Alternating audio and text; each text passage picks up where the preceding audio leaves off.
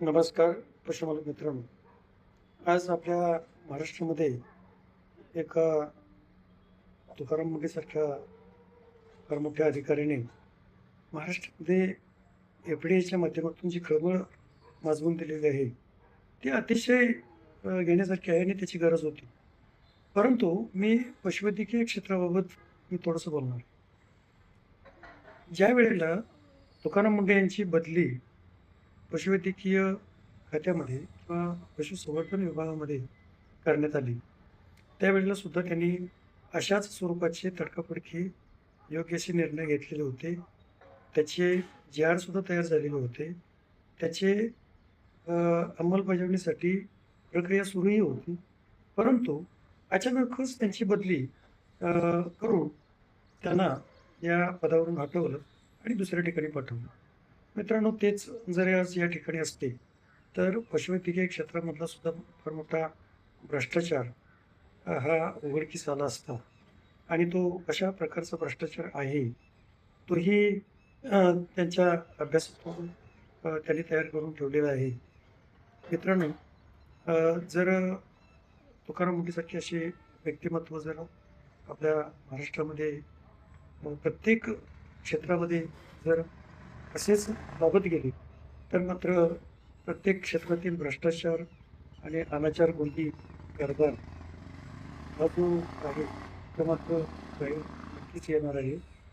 आणि पशुवैद्यकीय क्षेत्राच्या बाबत जर म्हणायचं झालं, तर त्यांनी जो काही शासनाकडे जी-आर तयार करून जो ठेवलेला होता, तो जी-आर सुद्धा अंमलबजावणीसाठी पुढे पाठवण्यात आलेलाही होता. परंतु त्याची पुढं यांच्या बदलीमुळं कोणतीही कार्यवाही झाली नाही. त्यामुळे पशुवैद्यकीय क्षेत्रातील सर्वच प्रश्न अनुत्तरित आहेत. तर तुम्हाला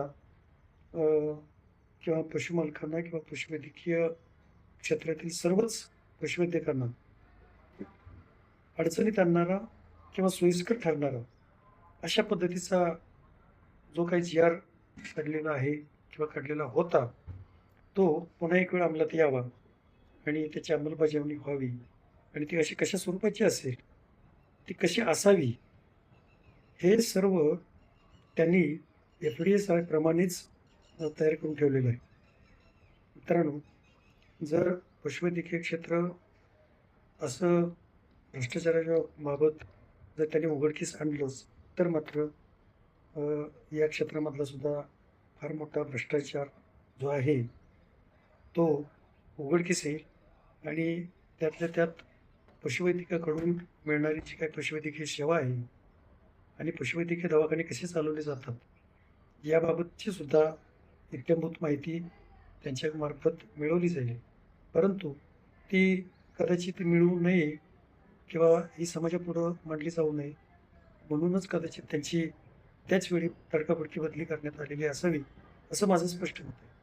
मित्रांनो, किंवा या ठिकाणी मी पशुपालकांना एक विनंती करतो, की तुकाराम मुंढेसारखे एक व्यक्तिमत्व या पशुसंवर्धन खात्यामध्ये पुन्हा एक वेळ यावेत आणि त्यांनी पशुविभागाची पुनर्रचना करण्यात येऊन त्यांनी पशुधन आणि पशुपालक या दोघांनाही वाचवण्याचा प्रयत्न करावा आणि या क्षेत्रातला जो काही भ्रष्टाचार आहे, तळागाळातून अगदी पशुवैद्यकीय अधिकाऱ्यापर्यंत किंवा अगदी मोठमोठ्या मंत्र्यांच्यापर्यंत जो काही बोकाळलेला भ्रष्टाचार आहे, तो बाहेर काढावा, अशी मी या निमित्तानं या ठिकाणी मी मागणी व्यक्त करतो आहे.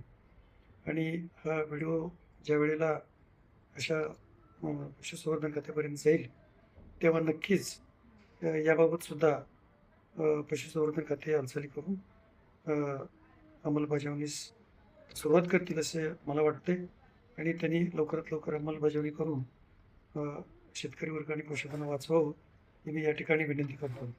मला यापुढे अजून काही बरंच काही जर सांगावं वाटलंच, तर मी याच संदर्भात ज्या काही अडीअडचणी आहेत, ते या पाठीमागील माझ्या व्हिडिओतून मी मांडलेले आहेतच, परंतु यापुढे सुद्धा मला त्या मांडाव्या लागतील आणि ते मांडत राहील. मित्रांनो, या ठिकाणी मी थांबतो आणि तुम्हाला माझा हा विचार कसा वाटला, ते आपण मला कमेंटमध्ये जरूर कळवा. म्हणजे तुम्हापर्यंत अजून काही माहिती मला सर्वांच्यापर्यंत पोहोचवता येईल. धन्यवाद.